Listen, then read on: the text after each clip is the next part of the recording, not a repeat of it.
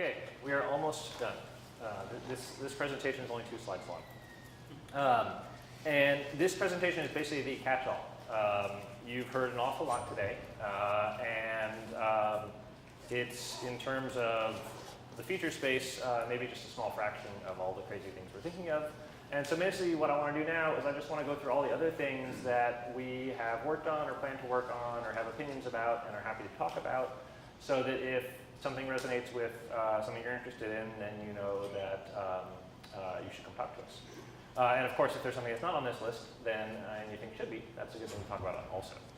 Okay, so I'm just going to basically plow through these, and if you want to talk about them, we can do it later. So fault tolerance and resilience are a big deal.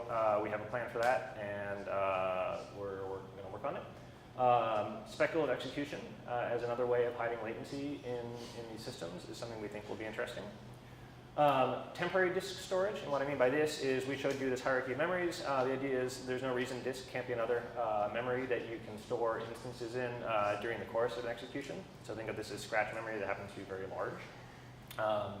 This is slightly different from permanent disk storage, and what I mean by this is actually saving and loading files with names that you can access outside of your application. So permanent in the sense of outliving the application run itself. NVRAM support, it's another big thing that people want to do, and there's a couple different ways that might show up, and so we want to be ready and possibly help influence the choices if we can. We mentioned this a couple times today, but the idea of actually supporting OpenMP or other fine-grained parallelism models as something that happens below the Legion model. We don't have a huge amount of value add in terms of very regular parallelism that happens in a very homogeneous environment, like say the cores within a single NUMA domain. And so letting something like OpenMP or other things do that is less work for us, and also lets existing libraries like say MKL and stuff do the right thing. Xeon Phi support is on our radar. That's in the near future. OpenGL support for doing graphic stuff is also in the possibly near future. This came up a couple times, the idea of external data, and what I mean by this is you're interoperating with some existing application or code. We'd like to be able to take data structures they build and use them directly as instances of regions rather than having to copy them into Legion-controlled memory. And so certainly doing this with native Fortran arrays is an easy, straightforward way to start, but there's other use cases that have been mentioned that might be useful. The various task graph optimizations. The idea is once you've built this dynamic task graph, you can imagine doing dynamic optimizations for fusing or fission or other things that could be interesting, but happen kind of in a more global sense than the current single task mapper interface. And then application libraries.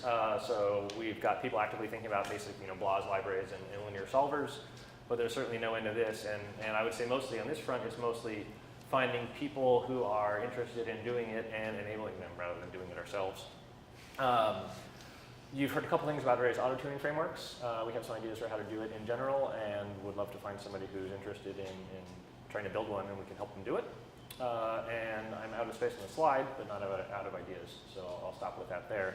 The one other slide I have real quick is just our current partial roadmap for 2015. This is a work in progress. We add and move and delete things as we go, but I want to show you kind of what shows up, what in our minds is the most important stuff, so that you can help us decide whether we prioritize things right. So I guess 2015 includes this month. So in the immediate future is the Lua Terra integration that I've been talking about, and also this new partitioning API. So doing this dependent partitioning lets you do distributed and deferred computations on partitions, so that you're not stuck with these serial and single node computations. In the kind of the spring and early summer, fault tolerance and resilience are our biggest thing we want to do. We believe that speculative execution is actually tied into that, so we're going to do those two together. We've got a guy working on the disk storage stuff, and that's going well. And then the new mapping API that handles instances and layouts in a more explicit fashion is something we want to do sooner, just because it should be a huge benefit to folks that are actually implementing mappers in Legion. Past June, things get a little fuzzier. The things that we know are kind of going to happen in this time frame is some visualization stuff, and Xeon Phi support seems like that's the time to do that. But we're not being lazy. There's clearly more stuff we can get done in those 6 months and help helping us prioritize is good. And then kind of in parallel with all this is just ongoing work, both supporting application teams that are interested in working with Legion, but also internally, right, we're training new project members within Legion. We've got a couple new folks this year. We're hoping to indoctrinate a few of the new incoming PhD students this year as well, and build up the team internally so that it's not just you know, a 3-year, now 4, soon to be 5 of us doing all the work on our side. So that's all I've got. Happy to take questions about this, or if people just want to start migrating for dinner and talk there, we can do that too.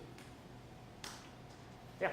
Sean, this morning when you started this off, you mentioned when you did this S3D frame, you learned lots of things, you made some changes, you evolved. What was that? Give us some examples of how doing the S3D helped you with these constructs. Okay, so I'll do a few, but then I'm going to open the floor to Mike and other folks as well. You know, one of the big ones was this need to do this SPMD transformation. We were kind of hoping to be Legion purists and do everything in this hierarchical task model. And, you know, that was maybe a little bit idealistic. When you do have a very regular structure, which S3D is at the you know, the equivalent of MPI rank level. So you think it's because you did port rather than being from scratch? Well, certainly the Legion 101, you know, the Legion 101 perspective is described as a hierarchical task launch structure.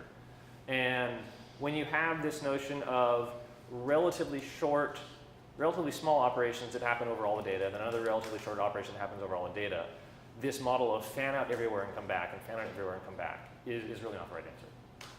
And so this SPMD style, like, you know, we spent some time figuring out what are the right hooks, what are the right primitives to put into Legion that let you implement it, but still in a way that is compatible with our hierarchical model. And so Mike talked through those. And then the other half of it was, as Ellie was talking about, you know, finding some plan for not having to do this manually ever again. Because I mean, it's straightforward, it's doable, but that just means that it's the sort of thing a machine should do, not a person. Transferable to other SPMD? Absolutely. I absolutely think that you can take something that's written in SPMD and turn it into this hierarchical model in a, you know, if you understand the data access patterns, you know, what data is being accessed where and what the data dependencies are, which you would in the Legion programming language, then I think it's a very mechanical process. So there was that. I guess one of the other big ones is sort of an ongoing thing, and it's not really new, but everybody hopes it won't be a problem, and then it always is a problem, is just debugging and profiling.